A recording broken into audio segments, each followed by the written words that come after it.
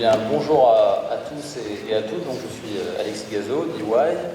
Je voudrais également avoir une pensée pour Bruno Legevin avant de commencer cette présentation, quelqu'un que j'ai beaucoup apprécié. Alors, c'est allé un peu vite. Voilà, donc je vais vous donner quelques éléments sur l'étude, sur la contribution des énergies renouvelables à l'économie française et à ses territoires.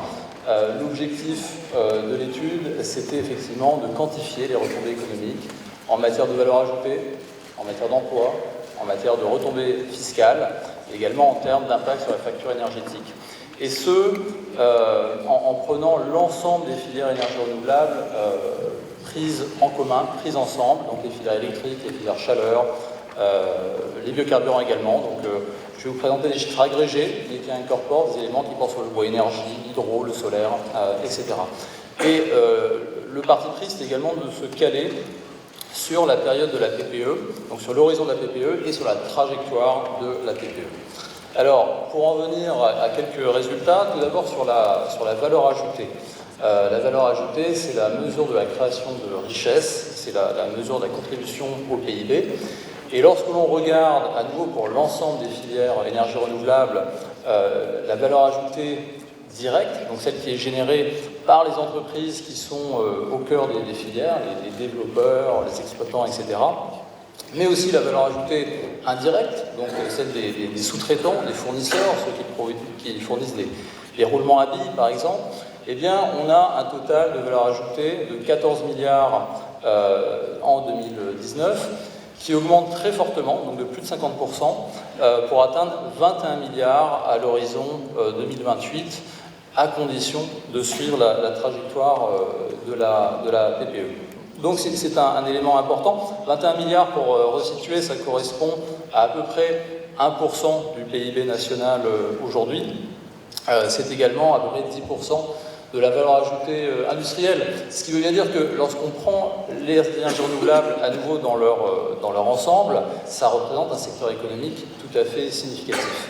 Un autre élément qui interpelle, c'est que quand on parle de 21 milliards à l'horizon 2028, eh bien 80% de cette valeur ajoutée sera générée en France. Ça interpelle, parce qu'on entend souvent que les énergies renouvelables s'appuient sur des importations, on l'a dit tout à l'heure d'ailleurs. C'est vrai pour certains composants, c'est vrai pour certaines filières, mais là aussi, si on prend la totalité des filières renouvelables, notamment les filières chaleur, le bois énergie, etc., il y a beaucoup d'activités qui sont extrêmement locales.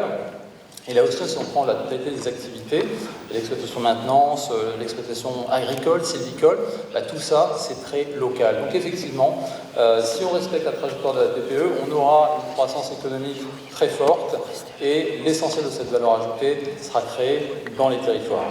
Alors, le principal bénéficiaire de cette croissance économique, c'est l'emploi. Pourquoi ? Parce que plus de 50% de la valeur ajoutée, elle se redistribue dans les salaires.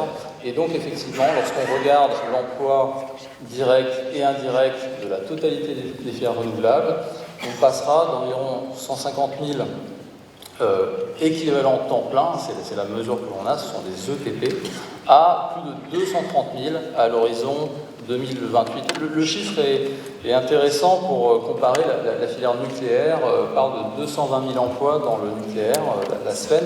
Donc là aussi, l'emploi des énergies renouvelables est très conséquent. On voit que l'activité économique va générer beaucoup d'emplois. Alors attention, il ne s'agit pas de création d'emplois nets, parce que là-dedans, il y a aussi de la reconversion d'emplois, de la mutation d'emplois existants, du maintien de l'emploi également. En tout cas, ce sont des chiffres tout à fait significatifs. Maintenant, si l'on regarde les retombées fiscales des énergies renouvelables, eh bien, on a regardé la totalité des prélèvements obligatoires, donc les cotisations sociales, l'IFER, la TICPE pour les biocarburants, d'autres impôts spécifiques aux énergies renouvelables. Lorsqu'on regarde la somme de tout ce que ça représente en 2018 d'une part, en 2019 pardon, et en 2028 d'autre part, on voit que ça représente des montants de 8 milliards qui passent ensuite à 11,6 milliards. Et lorsqu'on compare cela à l'ensemble des dispositifs de soutien public au développement des énergies renouvelables, donc les soutiens tarifaires, le fonds chaleur, etc., eh bien, sur des montants de 7 milliards, puis 8,8 milliards à l'horizon 2028, d'après le projet de PPE. Donc, qu'est-ce que ça veut dire? Du point de vue des finances publiques, du point de vue du budget de l'État et des collectivités territoriales, parce qu'il y a à peu près 1 milliard qui est destiné aux collectivités territoriales, eh bien, la contribution des énergies renouvelables est positive. Et c'est très net, et c'est de plus en plus net au fil de la période de la PPE. Alors, si on regarde également le rapport entre les soutiens publics qui sont injectés dans les énergies renouvelables, dont j'ai parlé à l'instant, et si on met ça au regard de la valeur ajoutée qui est créée, qu'est-ce que l'on constate? C'est que finalement, en 2018, pour 1 euro de soutien public, on a à peu près 2 euros de valeur ajoutée qui est créée. Et si on se positionne en 2028, et là ce ratio passe de 1 euro de soutien public qui correspond à 2,5 euros de valeur ajoutée créée. Et ce ratio aura tendance à augmenter, d'ailleurs il augmente très nettement à partir de 2025. Pourquoi? Parce que 2025 c'est le point culminant des montants de soutien public dans les filières énergie renouvelables. Après 2025, ce montant décline parce que les filières renouvelables sont devenues de plus en plus compétitives et comme via la PPE, il est prévu que l'on installe de plus en plus de capacités d'énergie renouvelable, et on crée en même temps beaucoup plus de valeur économique. Donc moins de soutien public et plus de valeur ajoutée créée, plus de richesse créée. Je n'ai pas le temps de rentrer dans tous les détails ce matin, mais on regarde également, je l'ai mentionné, l'impact sur la facture énergétique. Pour donner un exemple, on a parlé de filière chaleur tout à l'heure, si l'on prend les économies d'importation de combustibles fossiles qui sont réalisées grâce aux filières chaleur, et je prends juste les filières chaleur, ça représente à peu près 3,5 milliards d'euros en 2019, et ça irait jusqu'à 5,5 milliards en 2028. C'est significatif parce que la facture énergétique totale de la France, c'est à peu près 45 milliards. Donc vous voyez que c'est tout à fait substantiel. Alors, les énergies renouvelables, ce sont des énergies qui créent de la valeur dans les territoires. J'ai parlé tout à l'heure de créer 21 milliards de valeur ajoutée à l'horizon 2028, donc à l'horizon de la PPE. Et bien, lorsqu'on regarde comment ces 21 milliards se répartissent dans les territoires, et donc c'est ce que vous avez sur la carte à l'écran, ce que l'on constate, c'est que la très très grande majorité de cette valeur, en fait 88%, elle est créée hors de l'Île-de-France. Donc contrairement dans les régions et dans les territoires, et donc contrairement à certains secteurs qui sont beaucoup plus jacobins dans leur organisation, beaucoup plus centralisés, on voit ici que la valeur est créée dans les territoires, parce que là aussi, on met ensemble beaucoup d'activités, d'exploitation maintenance, d'exploitation agricole, de services, des activités industrielles également, qui sont éminemment réparties dans les territoires. Je n'en dis pas plus parce que Florence Lambert en parlera beaucoup mieux cet après-midi. En tout cas, gardez ça en tête, 88% de la valeur ajoutée créée dans les régions hors Île-de-France.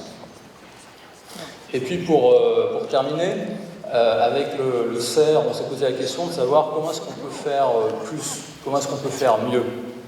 Et on a regardé deux scénarios possibles, l'un qui consisterait à avoir une PPE plus ambitieuse sur certains aspects, et un autre qui est un scénario de renforcement industriel, c'est-à-dire finalement où on pousserait un peu plus loin la part de contenu local de certaines filières, notamment les filières électriques. En réalité, ce sont celles qui ont le plus de marge de progression, les filières chaleur étant beaucoup plus locales, on va dire. Et donc, avec ces deux leviers, ce que l'on constate, c'est qu'on arrive à une création de valeur qui pourrait être de 20% supérieure sur la période, donc 20% de création de valeur ajoutée en plus, additionnelle, et donc avec ce que cela représenterait également en création d'emplois additionnels. Pour y arriver, l'étude se focalise sur 3 axes de recommandation. L'un qui est avant tout le fait de respecter, d'assurer le respect de la trajectoire de la PPE. Ce sera le meilleur moyen de pérenniser et de développer les filières renouvelables. Et cela suppose la poursuite d'un certain nombre de travaux qui sont en cours sur la simplification administrative, sur l'anticipation du renforcement des réseaux, sur la formation et la gestion des compétences, etc. Le deuxième axe, c'est d'avoir une PPE encore plus ambitieuses, notamment sur les filières biogaz, chaleur, éolien en mer, afin justement de maximiser les retombées économiques des filières renouvelables. Et le troisième axe, eh bien, c'est justement dans une politique industrielle, une démarche industrielle plus poussée. Alors ça peut passer par des programmes de structuration de filières, à l'image du programme Windustry. Ça peut passer par des réflexions autour de la maximisation du contenu local, dans la foulée de ce que fait le comité stratégique de filière des nouveaux systèmes énergétiques. Et puis ça peut passer également par des initiatives qui sont en cours via le pacte productif pour soutenir les investissements dans la transition énergétique. Je m'arrête là et je vous remercie pour votre attention. Merci.